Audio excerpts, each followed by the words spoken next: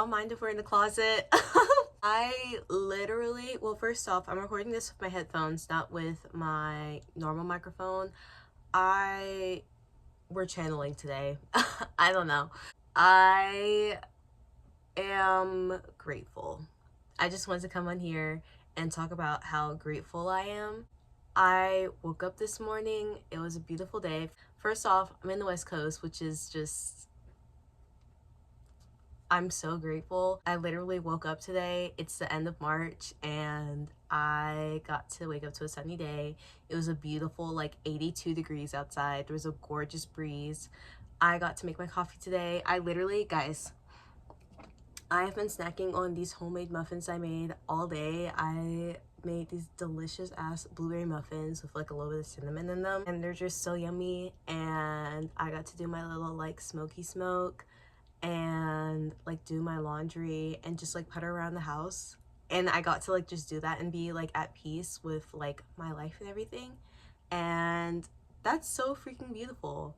I just, there's not a lot of like people that can say that in this day and age, you know? I have my bills paid. I have my like freedom as like a woman, as a gay person. I can like go outside and I don't necessarily have to worry about being called like the F slur. It does happen, but you know, it's not like necessarily an everyday fear of mine. Actually, I'm gonna eat some of this.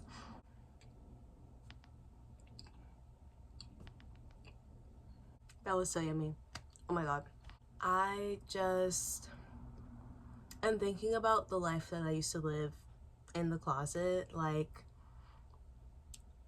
it amazes me. I have really worked my ass off to get here, and there are so many queer people right now who are actively building this life of peace, of trying to build this existence where they can just be and not be judged, not have to overthink, you know, the way that they present, the way that they communicate, the way that they just exist in this world. To be one of those queer people who is on that journey and is finding these little pockets of peace, these little pockets of, you know, my own personal heaven when there's so much homophobia in like the workforce.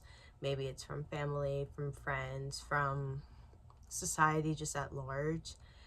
Finding these little pockets of heaven, finding these little pockets where you can just be like, I am me and I get to just exist and I get to be without any prejudice, without any sort of judgment, without any sort of, I don't even know, like without the noise. Being able to live a life where you can truly say fuck the noise and just exist is such a beautiful thing. And I encourage anybody who maybe they're in the closet, maybe they're coming out of the closet now, maybe they're at a point in their life where they're satisfied with the life that they've built. I just want to say that like I see you and that I'm here with you and that I'm so proud of you and you should be proud of yourself. I think this is something, especially if you live here in America, and I think this is especially true if you are cis and able-bodied as well. We kind of take for granted the amount of freedom that we have. And I say this while our president is currently stripping away our rights and is currently stripping away, you know, especially like trans people's rights too. It's a very scary time to live in right now. And I think it's important to also acknowledge that there are countries where if I said this like publicly, I could go to jail.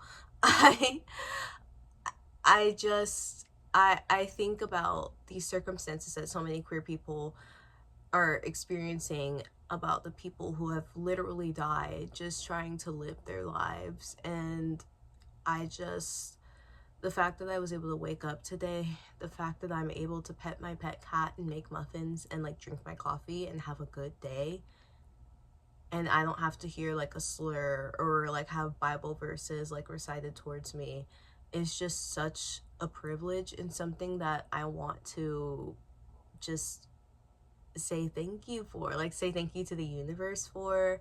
I think that like having that privilege of existing in like my own body in peace Like, that is just something that I don't want to take for granted anymore.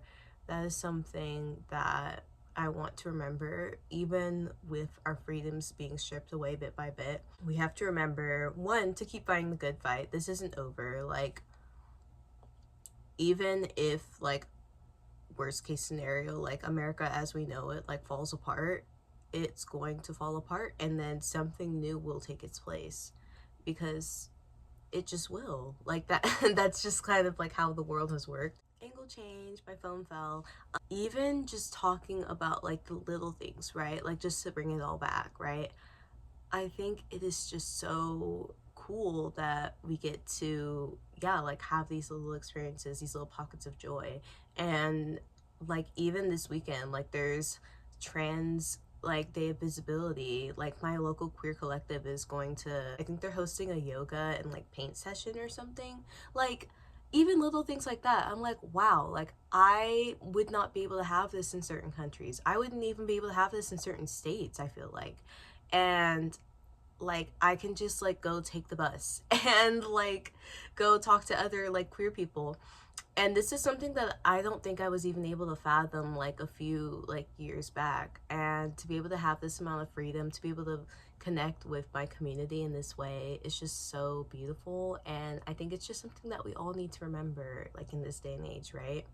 You know, Pride Month is in a couple of months, and I think as we get closer to Pride Month and closer to summer, closer to these midterm elections, I think it can be easy to be reminded of the ways in which we are going backwards, and it's important to keep that in mind as we move forward with these elections.